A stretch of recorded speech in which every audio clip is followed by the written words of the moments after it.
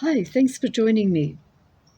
Over the last couple of months, I've been making some small pom-pom animals with a view to including them in an exhibition next year of pop-up cards based on very old fairy stories and nursery rhymes.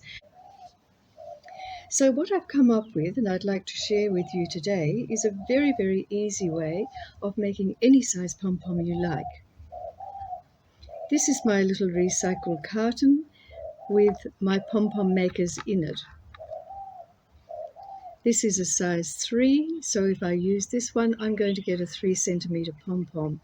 And you can see here's a 4.5, a 5, a 3.5, a 2.5, and so on. So all I've done is cut a piece of cardboard. Any cardboard will do, including corrugated cardboard, 10 centimeters long or around about. It doesn't have to be exact. And the end part is the width of the pom-pom, the diameter of the pom-pom that you want. So in this case, it's going to be quite a small pom-pom, 3 centimeters across.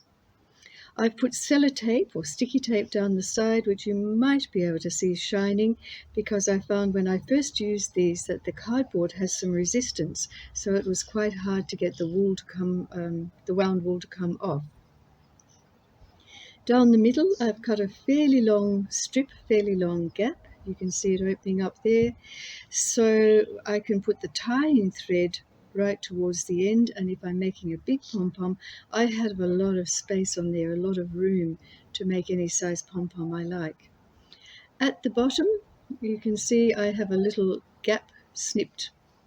You might be able to see it there, a little gap snipped into the bottoms, and that helps hold the tying piece of wool in place. And that's all there is to it. So this is what you do. You need a piece of wool, which becomes the piece that's going to tie around the middle of the pom-pom.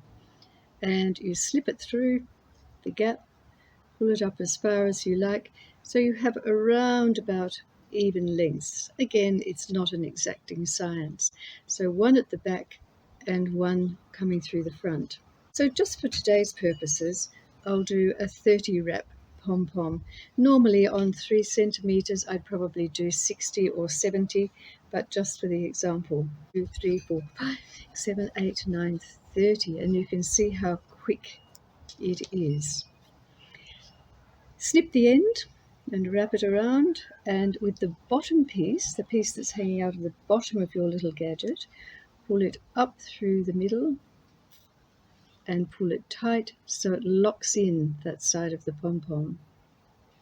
Then with the top part, again pull it up and pull it tight so it locks into that side of the pom-pom.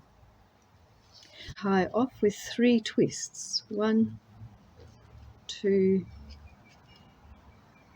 3 twists around the wool and pull that down tight.